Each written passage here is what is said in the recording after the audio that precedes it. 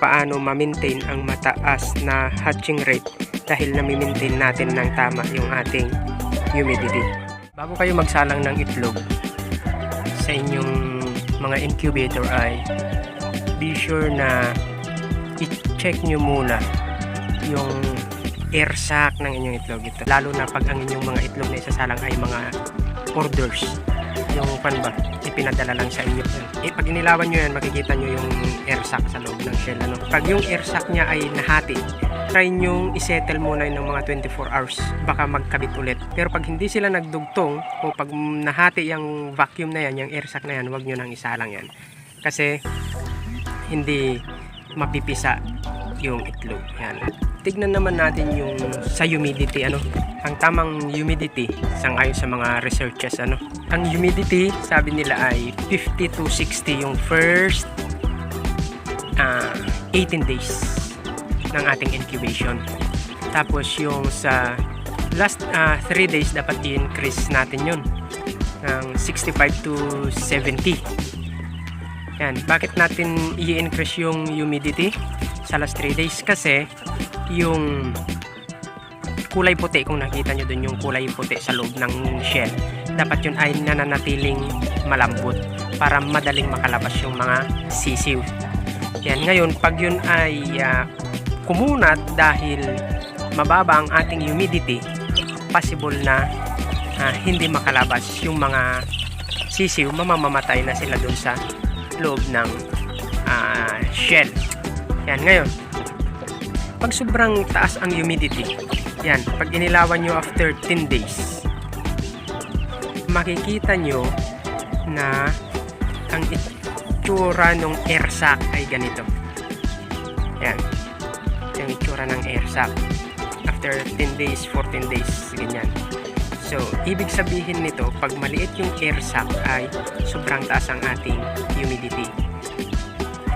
Ang implication niyan, mahirapan gumalaw ang sisiw sa loob ng itlog, hindi siya makaikot ng maayos, tapos kunti din yung kanyang hangin doon para huminga. Ang possibility niyan ay mamatay din siya kasi mahina yung kanyang respiration dahil kunti ang hangin. So maaring makalabas siya pero malaki, kaya lang mahina yung sisiw. Yan. Ngayon, pag sobrang baba naman ang humidity, ganito naman ang itsura. Malaki yung air sac, yung basyo ba, yung vacuum sa loob ng itlog. Yan, ganyan kalaki. So maliit naman yung sisiw, at ang maliit na sisiw yan ay mahinang klase din ng sisiw.